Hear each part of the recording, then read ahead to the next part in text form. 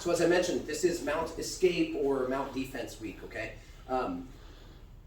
The first one we're going to go over, some of us are very familiar with it, but instead of doing this in 3 different pieces, since it's the same thing, it's just sometimes their arms are in, sometimes they're middle, sometimes they're way out in the skydive. So we'll cover all 3 of them in the first go, and then we'll spend a little extra time. Other than that, we'll move on today so we don't have to do a full day on just UPA escapes. Okay, UPA escape, I always think about UPA, almost sounds like up. If you were to spell it, looks like an up. So the whole key to this, there's a couple keys, but one of the final keys at the end is going to be me getting my hips up in the air before I bridge and roll them, okay? So let's talk about the connection with our hands. Here it goes to the mount. Let's actually give a little bit of a cutaway here. Okay, so the very first thing, and I explained the same thing when I had the little ninjas in class today and the big kids and teens. If my feet are far away from my hips, the farther my feet are away, the less I can raise my hips. So here's my suggestion when we start this UPA. First things first, I'm keeping my arms in and compact so they can't arm bar me, Americana me, or have access to my collar. Second thing, I'm gonna bring my feet, my heels, as close to my butt as possible, okay? Now, the idea is going to be to flip him like a giant hamburger or a pancake. So I need to take his arm away, whichever way I'm going to roll him. I need to take that arm and that foot away. But there's one trick. Right now, he's got good posture. He's kind of in attack posture where he can start to drive my hands down. So the first thing I'm going to do, since my heels and the top of my thighs are so close to his butt, I'm going to leave one leg on the ground. This is what I'm going to use to bridge my hips. The other knee, I'm not going to knee him in the spine hard, but I want to take the top of my quad and drive him forward. So instead of just bridging, one knee is pushing him forward while I'm bridging, okay? And it's not a great idea ever to reach up, but if for some reason I bridge with one foot and kick him and he doesn't come over, I can also kind of reach a little bit of collar. So the idea is to get Aaron to post his hands on the mat. I'm gonna bridge, knee him, and sometimes I may even have to do a little tug on his collar. He puts his hands on the mat. Now, there's 3 different hand positions, and we'll just cover them all at once. Number 1, and my favorite, the one I would suggest for you guys to look for the first, is the overhook. So when his hands come to the mat, since my hands are tight on my cheeks or close to my collar, all I have to do is extend my arm up, hook over, but it's not just the overhook. I need to compromise his base by doing the chicken wing. I now want to bring the inside of my elbow to my rib cage. Okay, boom. It's also okay if we can grab the belt. Sometimes we're just hanging on to the elbow. As long as he can't post, we're good to go. So now I've broken his posture down, trapped his arm. Now I need to trap his leg. So with this foot that's already right here, here's what I like to do. Some people will draw a circle in the mat. Me, I'm kind of an overstepper. I just like to keep my knee tight and hop my foot over and try to trap his foot. It doesn't have to be the tightest trap ever. Here's the deal. If I trap the arm and knock the leg and I go to UPA him, he just straightens his leg. Go ahead. And he's got a base. So this is why I have to trap the arm, trap the leg. Now, I'm gonna bridge. Why do I UPA? Why do I get my hips up? Because right now, Aaron's knees are on the mat. If I push him, he's got a base to push back. But if I bridge, watch his knees. Now he's got no, I'm rolling over, and as soon as I roll over, I have to get into good posture. Otherwise, I'm in his guard with my posture broken, which is exactly what he wants. Okay, so there's the basics of the moves. Now let's talk about the 3 arm positions. First one was an overhook. It's my favorite. It's the one I suggest you look for first. So, feet in, I bridge, his hands are on the mat. Sometimes I can't get an overhook. I can get an underhook, but if I get an underhook, it's the same principle. I want to bring his elbow down close to my body so he doesn't have a wide base. So if for some reason I can't get an overhook, I can get an underhook, and I'm just going to fold his arm like it's a lawn chair. I'm going to try and bring it in and onto my chest. And then the same exact thing. Trap the foot, bridge, and roll. Now I've got a free hand here. I can push on the armpit to help guide him over, or I can push on the hip. Today, your guys' choice, armpit or hip. So if I can't get the overhook, I can get the underhook. Break him down, trap the leg, use my hand to assist, and do what? Bridge as high as I can, and then roll. Get my posture. Okay? The very last one. Sometimes they're skydiving, their hands are way out here, right? So, the overhook is too thin. Overhook is too thin, underhook won't work. Watch, I'm gonna treat his hand like it's a hamburger on a grill. My hand now becomes the spatula. I don't wanna grab his arm, here's what I'm gonna do. I'm going to slap the back of my hand to the mat. I'm going to hit the palm of his hands, and I need to break the surface tension. So I like to drive his hand up. Once I drive it up, I'm going to grab his wrist. When I do that, I'm going to circle over. I'm going to put it on top of my head like I'm wearing a hat. So here I go. I'm going to set the foot first this time, because once I grab the hand, it's going to happen pretty quick. I'm going to break it up, over, bridge, and roll. And I've always just called this flipping the burger or flipping the pancake, okay? So very last one.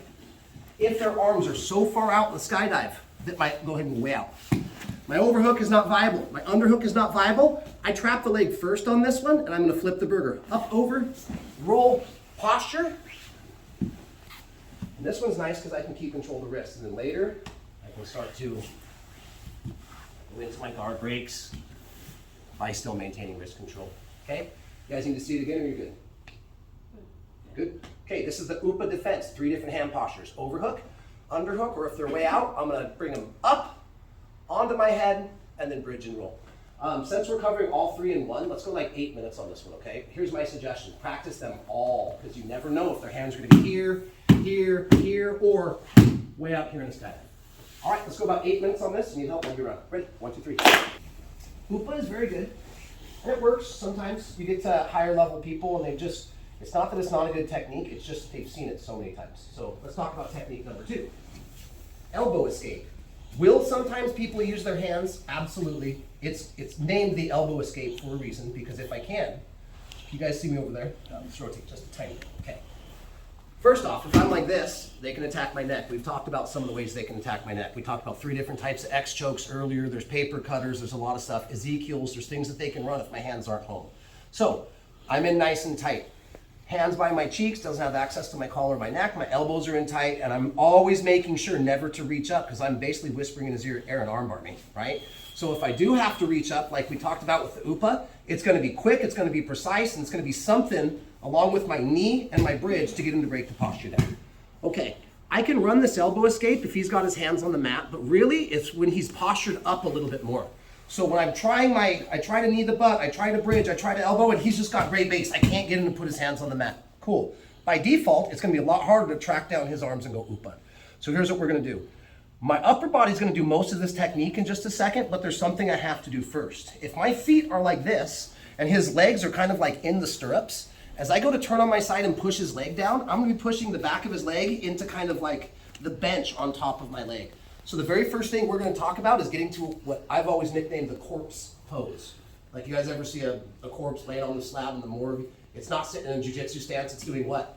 It's clearing and getting his foot out from underneath my hamstring, clearing. So they're laying on the slab like this. This is why we nicknamed this the corpse pose.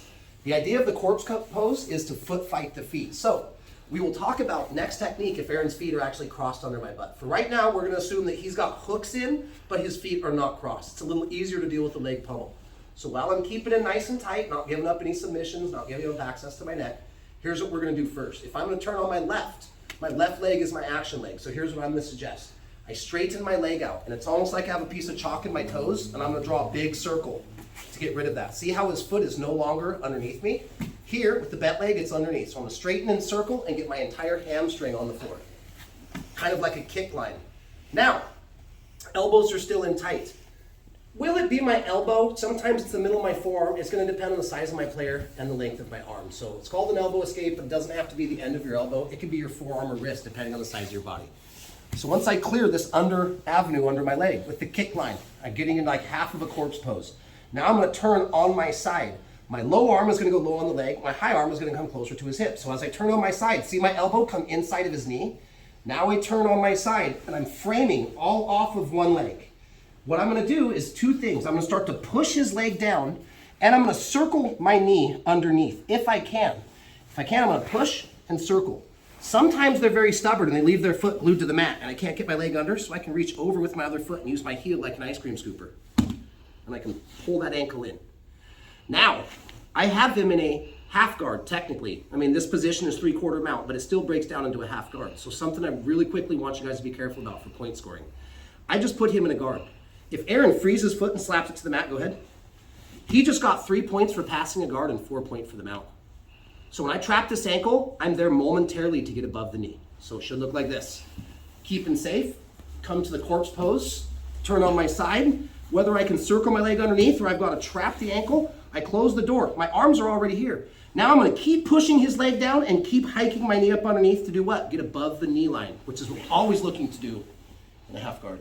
We'll stop here for today, but just so we know, some of the stuff we've ran in the last couple weeks, where I come here, I can start to move to the back, or I can pull my leg out, pull him into the guard.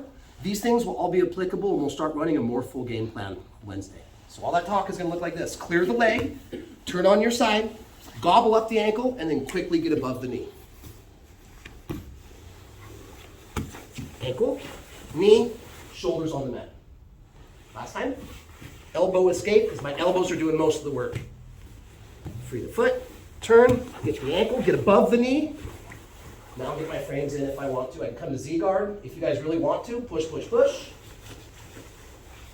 Come back in the closed guard. All the way from being mounted into the closed guard in like 2 quick movements. All right? Just make sure we get above the knee as soon as possible. Ready? 1, 2, 3. All right. So real quick preface. We're going to do basically the exact same last half of the move. But if we're really paying attention the first time, or we noticed it when we're working with our partners, we kind of had the person who was on top put their heels underneath, but we didn't have them do either leg laces or we didn't have them actually cross their feet, okay? Some people just have big enough hips, or maybe your partner has short enough legs where they can't cross your feet. So that comes up also. Or especially with kind of newer players where they're still getting down some of their mounts where they won't like cross their feet to lock themselves in.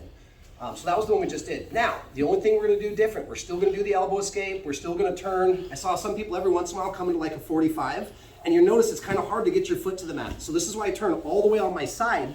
It makes it easier to scoop that foot in and then to get above the knee line. So all we're gonna do now, and I'm gonna give you a weird view, I'm gonna kind of be over here. So focus on my feet because we already know what the upper body's doing. Now when Aaron gets to mount, he's gonna cross his feet under my butt. I can't just circle my leg out of this because his feet are crossed. So I just said it a second ago, I've got a saying at least, and some other people do too.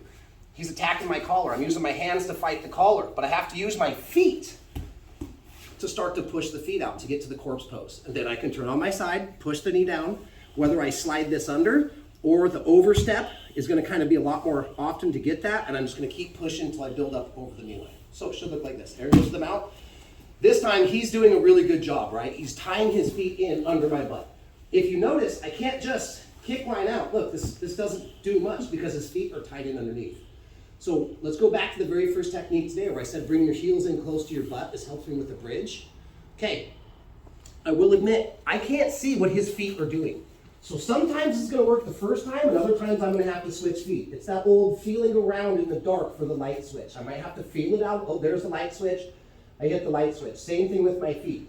The idea is this, just like earlier, I kept my heels in close to my butt, and I need him to get him off. It's almost the same thing. I'm gonna come up, I'm gonna try and put my heel on the top of his foot.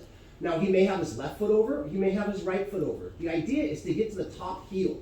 I wanna put the middle of the sole of my foot on his top feet. And if I have to feel around like this, okay, I just found his top heel.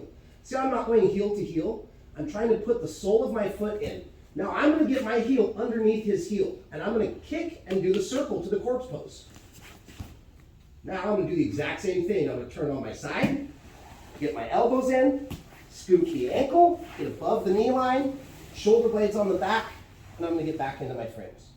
So all that talk, the only thing new that we're doing this time, you guys, is I'm gonna have to feel around a little bit if his legs are crossed, and I'm gonna have to unhook the feet. We've got a term for that, foot fight. I'm gonna foot fight his feet, okay?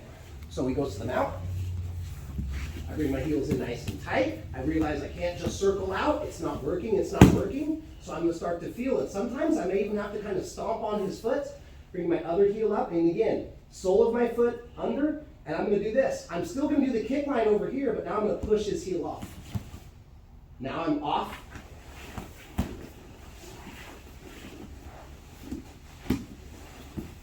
Into whatever bits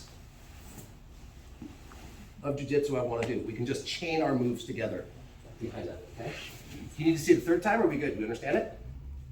All right, let's see if we can run. 1, 2, 3.